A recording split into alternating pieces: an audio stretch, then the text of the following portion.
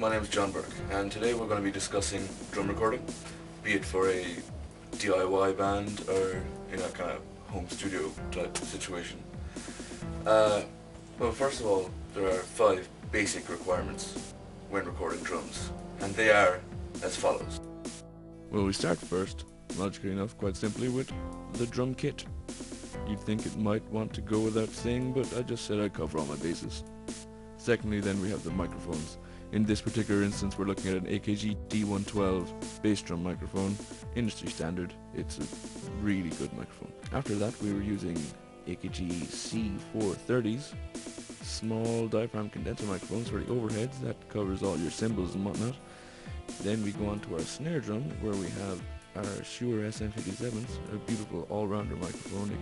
It can do whatever the hell you want. We go on from there to the toms, where we're using AKG D40s, pretty basic microphones, but they do the job, they do the job. Same on the floor tom. Then we also have a D40 microphone. Once again, perfectly adequate microphone. Then we also threw an SM57 on the hi-hats just for coverage, just in case we needed to extract the hi-hats from the other cymbals later on whilst mixing and whatnot. Then of course after that our third element is the USB audio interface. In our case the Line 6 tone port UX8, pretty handy device. It's great tones and nice connectivity. And then of course your first step is you will need a computer and recording software. In our case we're using a MacBook, and we are also using Logic Pro 7.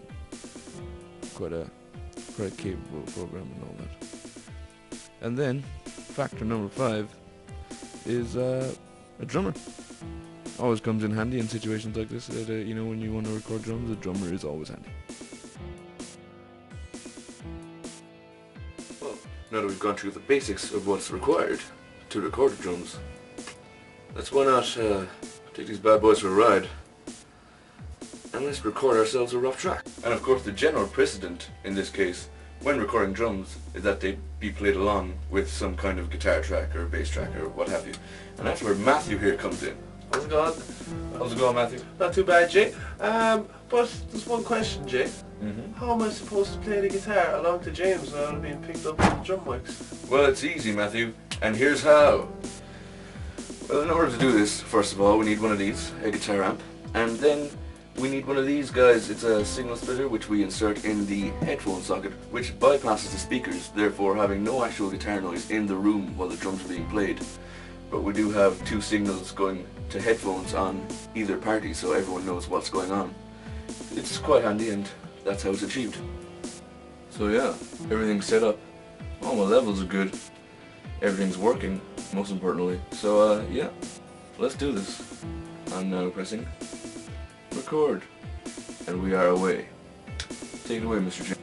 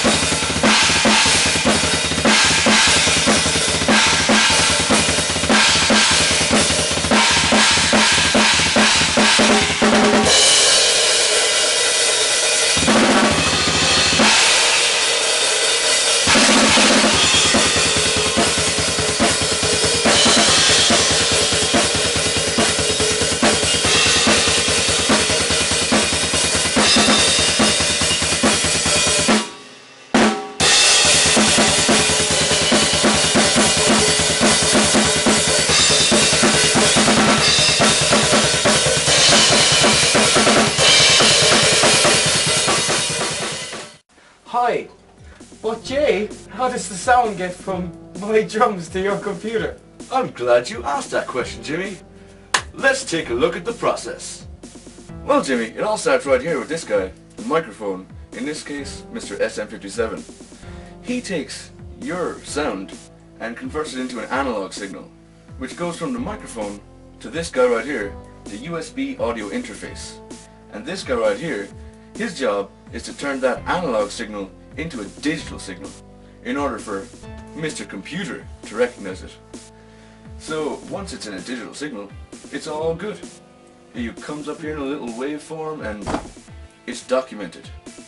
Wow, Jay, thanks for clearing that up. Not a bother, Jimmy. Now, let's have a beat of those drums, why don't we?